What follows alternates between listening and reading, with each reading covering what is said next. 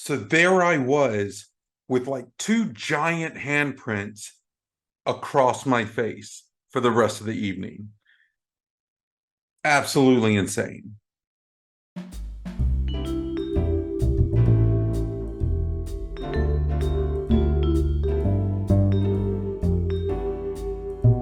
Hey everyone, this is Jason, and welcome to another episode of TN2M Sit Down Stand Up Comedy Show. Make sure you hit that subscribe button, that notification bell, so you know whenever we upload a new episode. And don't be afraid to like, comment, and share this with your friends.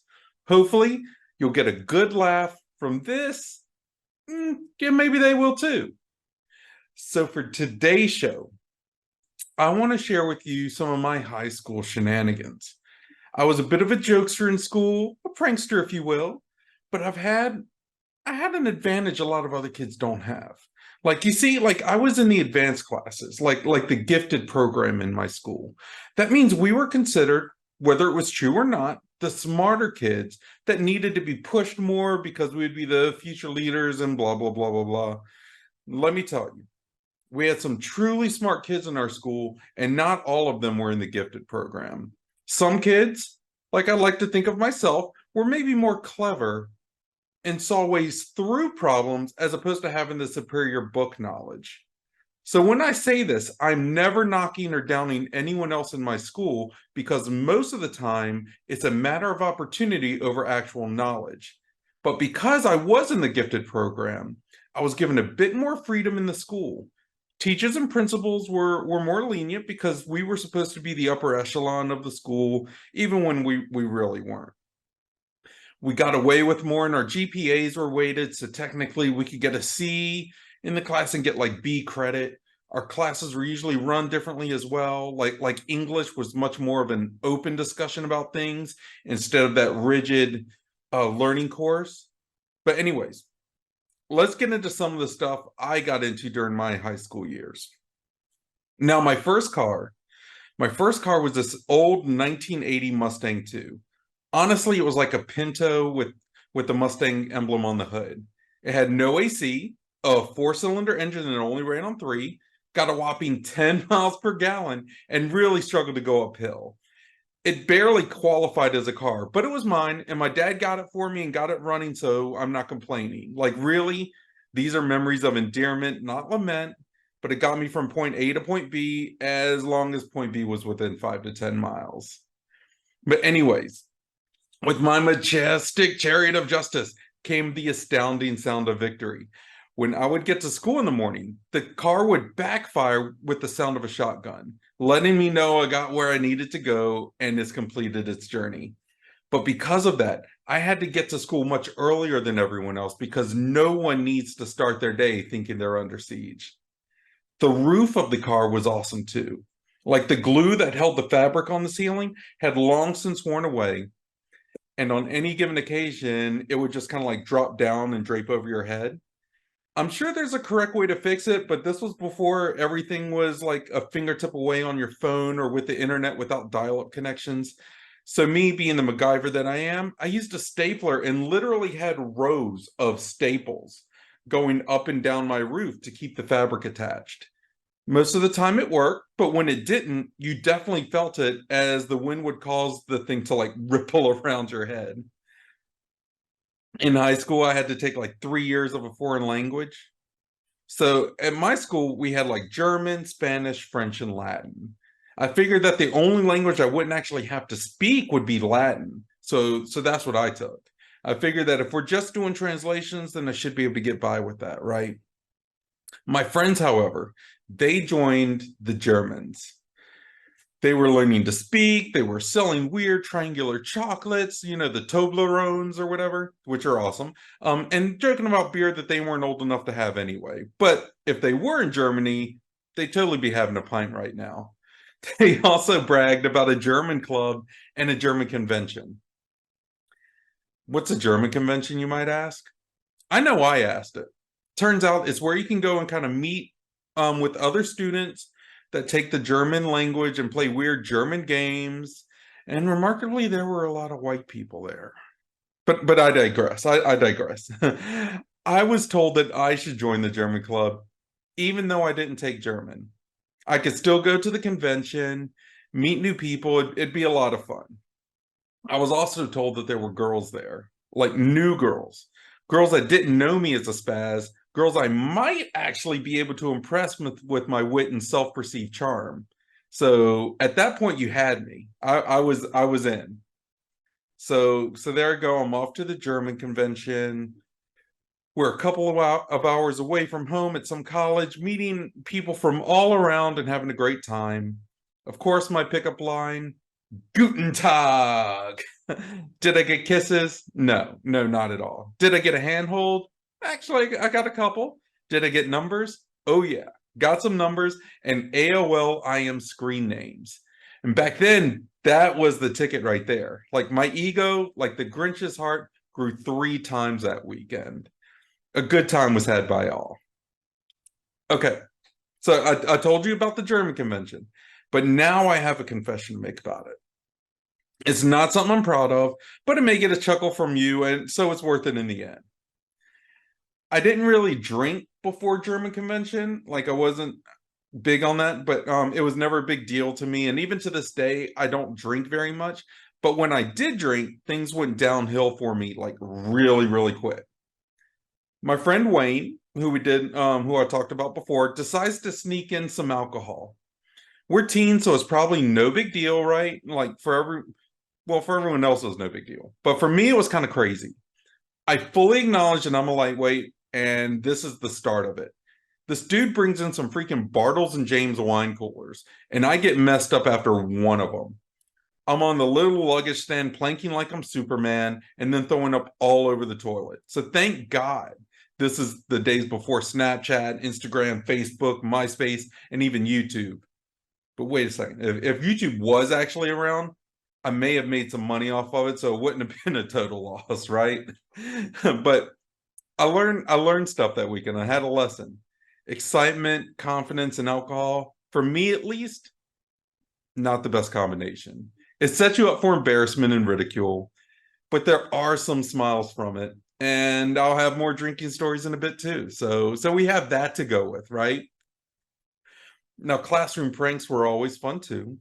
Chemistry was a class I remember well, but not because of the schoolwork. I once got a referral for, and I quote, Jason was over there, then he was over here, now he's over there again, and now he's somewhere else.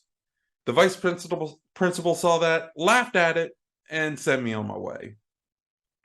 What my friends and I had done was, whenever the teacher turned around to write something on the blackboard, we would switch seats randomly in the class.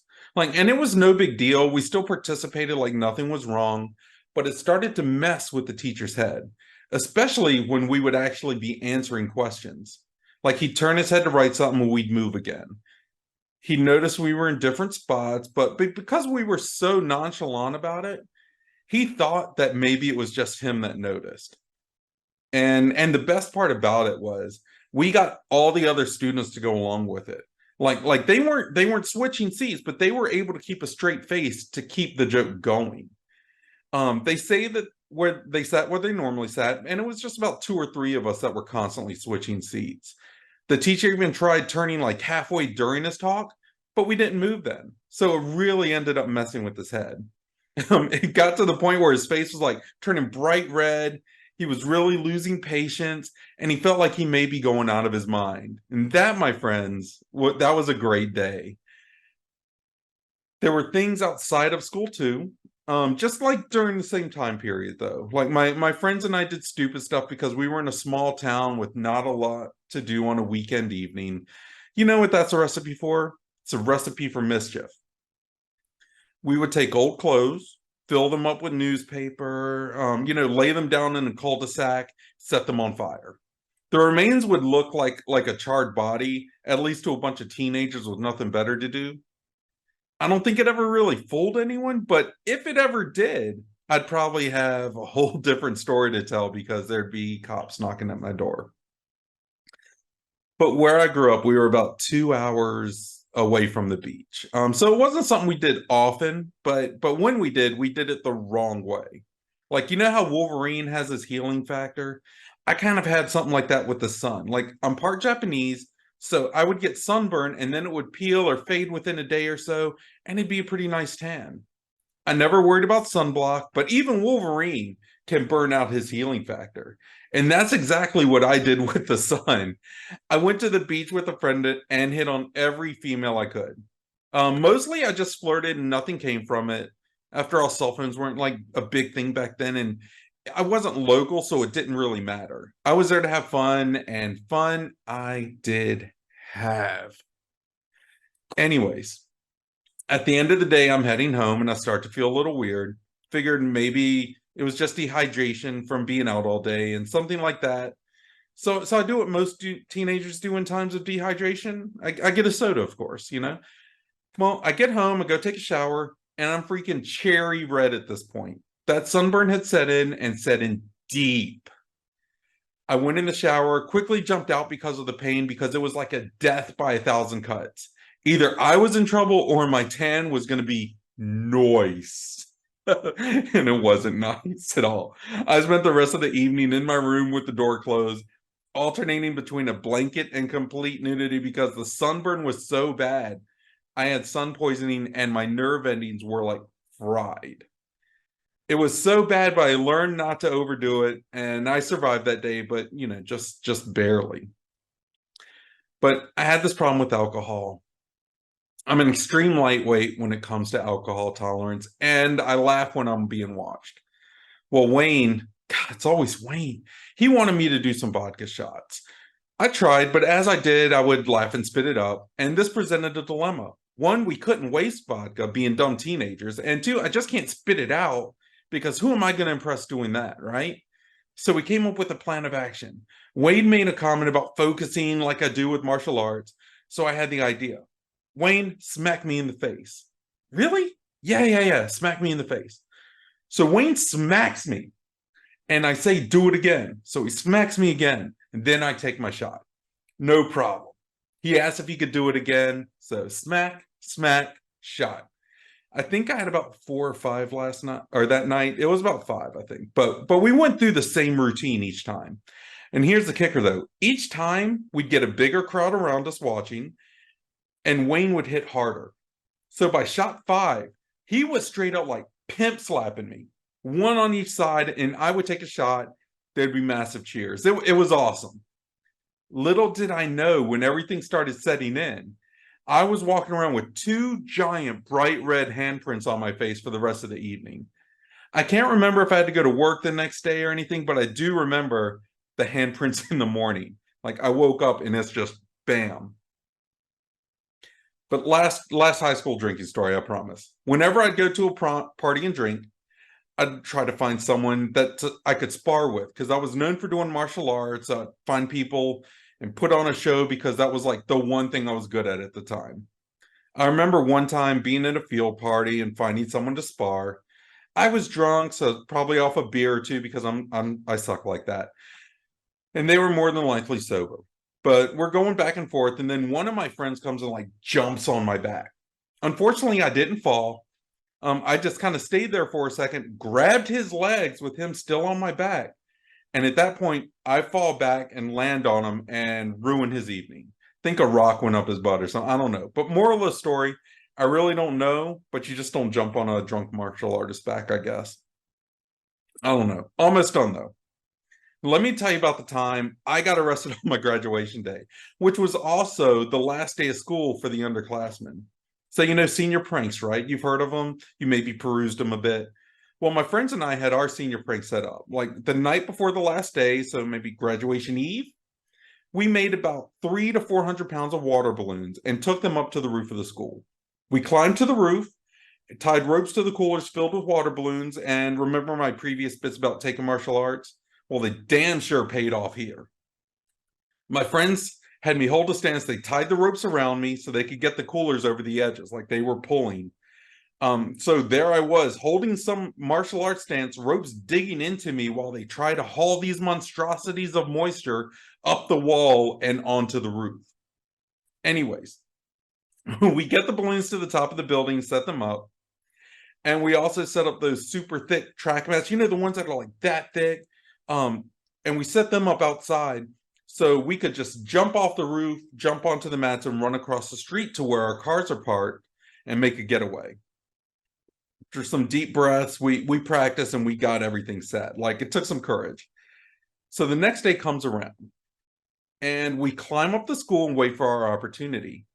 I'm not sure which is true. Like, they either heard us on the roof or one of the guy's girlfriends tipped off the teachers. I think it was that. But then the final bell rang and the underclassmen start walking out. Balloons start raining down, and teachers, they start circling the school.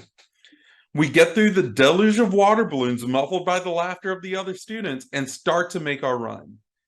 My friends are ahead of me and I see them sitting on the edge of the roof. And I think maybe they just got cold feet. So I start charging to make the jump onto the mats. I get 1 foot up and I see teachers ready for me. So I quickly stopped and stepped back. Like, we were busted. It was not a good scene. But at this point, we end up getting escorted off the roof and onto the principal's office, where our parents have already been called, the police have been called, and chaos is rampant around us. We didn't have to get taken in, but our info was taken, and I can't remember if we got tickets. We got court dates, so something happened though. But in the meantime, we decided to take mugshots in the school lobby, and we get called into the main office with our principal and our parents. Oh, holy moly. There's a shit storm happening because the principal doesn't want us walking in graduations, and our parents are having none of it. There's like 5 or 6 sets of parents just yelling at the principal and at us because there's family coming in. They've waited so long to see us walk, blah, blah, blah, yada, yada, yada. The kicker, though, was that one of the parents looked at us and said, "Hey, aren't all these kids in the gifted program? Do you really want some of your top students excluded from this? Because I'm sure that would be newsworthy." And that was it. Time for negotiations. The principal got calmer, and all the parents got smirks on their faces. Now I knew where we all got our cleverness from. But anyways, it was agreed upon that if we were able to walk across and get our diplomas, we would have to do 40 hours, like a solid week of cleanup the following week. Now that's also the first week of summer. It's beach week, and we'd have to spend that cleaning up gum from lockers. And any hijinks during graduation, the deal's off. We're getting security escorts out in front of everyone. Like, we're getting pulled out forcefully. So we get to the graduation ceremony, listen to the speeches, all the while noticing security guards watching each of us that was involved, just in case. It's like we weren't trusted or something. Go figure. But anyways, all of a sudden, fire alarm goes off. All of us in our seats raise our hands to show we didn't do anything. And it turns out a kid that was running around hit the alarm, but we were all holding our breath because we didn't want any more trouble. Needless to say, we ended up getting through the graduation, diplomas in hand. Now, the next week, we did our time cleaning the school. It wasn't so bad. We were given a list of stuff to do, and we did it in the morning, went to lunch, hung out the rest of the day. We were nothing if not industrious, right? We had rubber band fights all over the school as long as we stayed away from the main office so we didn't get caught. We made long-distance phone calls to people we knew. We made copies of our junks in the teacher's lounge. And we even did interviews with the local radio station because they had heard about what's going on. When we went to our court date, the judge laughed and sent us home, charges dismissed, nothing on our records, nothing other than memories and the stories. But that summer, though, we were like famous at parties. And because of it, it all paid off in the end. So last story to finish this off. My friend Wayne, God, it's always Wayne, was dating a girl from a town about 45 minutes or an hour away. And he was going to college like 2 states away. So there was definitely going to be some separation. And they were trying to make it work like any best friend. I was going to be there to support him. We were hanging out one day that summer before we were getting ready to head off, and he asked me for a favor. So of course I'm going to help him. It's not even a matter of what, it's just a matter of when. Like, okay, we're doing this now, let's go. Well, he didn't want his girlfriend to miss him too much, so he wanted her to get a replacement piece, like to take care of her when she missed him. I was like, really? We're doing that? We ended up going to about 5 adult stores that day looking for the perfect piece. Now, it couldn't be too big, because then it wouldn't be like his. It couldn't be too small either, because he didn't want her to remember his stuff as being too small. So it's all about ego at this point. Like, did it need to have extra functions? Did it need to be lifelike? There were so many questions with this, and I wasn't prepared for any of them. But like any teenager, we were experts in everything, even and especially if we knew nothing about it. So we finally found something that worked, and we called it a day. I don't think they were together that long too much after that. I don't know if it was a special toy that contributed to it, but I'd like to think it was at the very least a nice parting gesture, I mean, I'm sure it was just fine, like just adequate enough, right? But what's the moral of the story today? To take notes of the good times. Even when you look like a fool, you can still get past it. You can have good laughs. You can move on, right? But thank you guys so much. Thank you for listening to some of my life. I hope it made you laugh. I hope it made you chuckle. I hope it put smiles on your face, because it definitely put smiles on my face getting all this stuff together, trying to go back through memories and getting everything coordinated. But please, guys, don't forget to hit that subscribe button, hit that like button. If you have comments, questions, witty retorts, if you were from my area and you remember me getting arrested on my graduation day, leave a comment. Let's have a conversation about it. Let's open it up. In the meantime, guys, I'm gonna head out. Everyone, have a great day. Thank you so much for tuning in to TN2M Sit Down Stand-Up Comedy Show. Once again, I'm Jason. Hit that subscribe button, hit that notification bell, so whenever a new episode drops, you are the first one to know. And thank you guys. Have a good one. Bye-bye.